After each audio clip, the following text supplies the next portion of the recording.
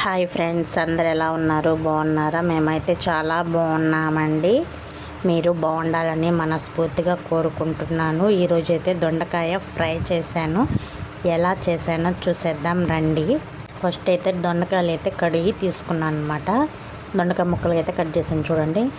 Fry కాబట్టి ఇలా పలచగా కోసుకోండి. మరి లావు కోస్తే ఏమవుతుందంటే ముక్క తొందరగా వేగదు, పలచగా తొందరగా వేగిపోద్ది. ఓకేనా. ఇక్కడ చూడండి, ఆయిల్ అయితే పెట్టేసుకున్నాను. తిరమాత గింజలు అవేయడం క్లిప్ మిస్ అయినట్టుంది. ఏం లేదండి, తిరమాత గింజలు, ఎండుమిరపకాయ, తెల్లగడ్డ దంచి వేస్తాను. తెల్లగడ్డ అంతే, కరివేపాకు వేసాను అనమాట. అవి వేగంగానే ఇంకా ఆనియన్ అయితే వేయలేదు, డైరెక్ట్ దొండకాయలు వేసేసాను అనమాట. దొండకాయలు బాగా ఫ్రై అవ్వాలి. ఇక్కడ చూడండి, మధ్యలో తీసి చూపిస్తున్నాను చూడండి. ఇంకా ఫ్రై అవ్వాలి, చాలా బాగా ఫ్రై అవ్వాలి. ఇంకా చూడండి, ఇట్లా ఉన్నప్పుడు పసుపు అయితే యాడ్ చేశాను. పసుపు హెవీగా వేసుకోండి, ఎందుకంటే పసుపు వేస్తేనే కూరకు టేస్ట్. అట్టని చెప్పి ఎక్కువ వేసుకోమన్నాను, ఎక్కువ కదండి, అరటి స్పూన్ వేయండి. నేను ఇక్కడ అరటి స్పూనే వేసాను.